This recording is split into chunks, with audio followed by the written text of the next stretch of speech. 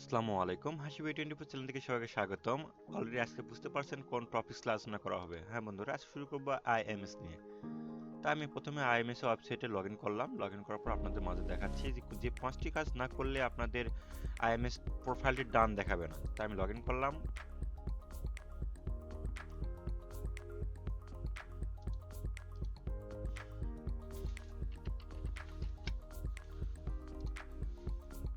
Log in করার পর ঠিক আপনাদের মাঝে এরকম ইন্টারফেস শো করবে। সেই শো করার পর আপনারা দেখতেছেন যে আইএমএস এ ক্লিক দিলেন। ক্লিক দেওয়ার পর যে পাঁচটি না কাজ করলে নয়, সেটা হচ্ছে ডাটা এন্ট্রিতে ক্লিক দেবেন। ক্লিক দেওয়ার পর আপনি প্রথমে করবেন হচ্ছে হলো কমিটি। আপনি কমিটি ক্লিক দেবেন। যদি আপনার আগের কমিটি থাকে তাহলে আপনি শুধু কার্বন কপি করে দেবেন, তাহলেই হয়ে যাবে।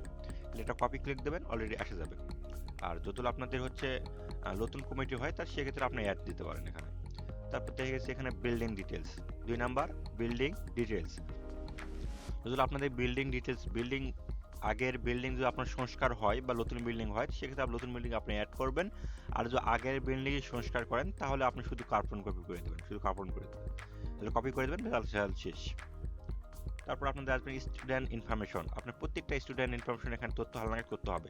প্রত্যেকটা তথ্য হালনাগাদ এখানে স্টুডেন্টের করতে হবে। তারপরে ফ্যামিলি ইনকাম, তারপর স্টুডেন্ট স্টুডেন্ট বয়স, ইত্যাদি আপনাকে সবকিছু করতে হবে। তারপর আপনার ICT corner, 4 number ICT equipment equipment 4 number ICT.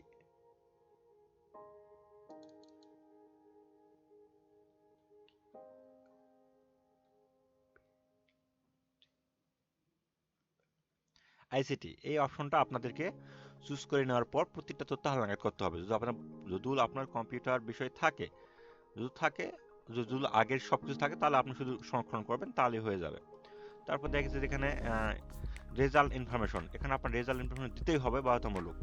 আপনি রেজাল্ট ইনফরমেশন দেওয়ার পর এখানে আপনার তথ্য হালনাগাদ করতে হবে।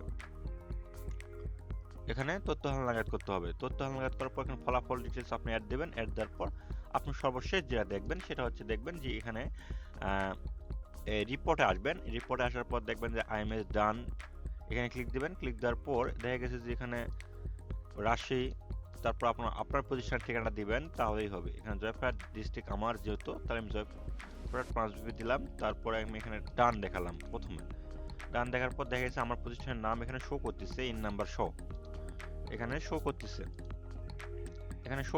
সবকিছু শো করতেছে আমার প্রতিষ্ঠানের নাম শো। আর যদি আপনি নোট ডান দেন, তাহলে দেখা গেছে যে আপনার প্রতিষ্ঠানের সবকিছু এখানে এখানে যাদের ডোন ডান মধ্যে চলে আসে, আপনার প্রতিষ্ঠানে এই নাম্বার সহ আপনার দেখাবে যে আপনার ডান হয়েছে কি না। তো সাধারণত এইভাবে আপনাদের আইএমএস তথ্য হালনাগাদ করতে হবে। যে পাঁচটি না করলে আপনার তথ্য হালনাগাদ হবে না, সেই পাঁচটি আপনাকে দেখালাম। আমি আবারও বলেছি, সেটা হচ্ছে committee details, building details, ICT ICT student information এবং হচ্ছে রেজাল্ট। এই পাঁচটা, অর্থাৎ result, ICT, student, building, committee, এই কয়েকটা কাজ আপনাদের করতে হবে। না করলে আপনি এখানে ডান কখনোই দেখাবে না। ঠিক আছে, ধন্যবাদ। আজকের ভিডিও এই পর্যন্তই। পরবর্তী ভিডিও দেখার জন্য আমন্ত্রণ রইল।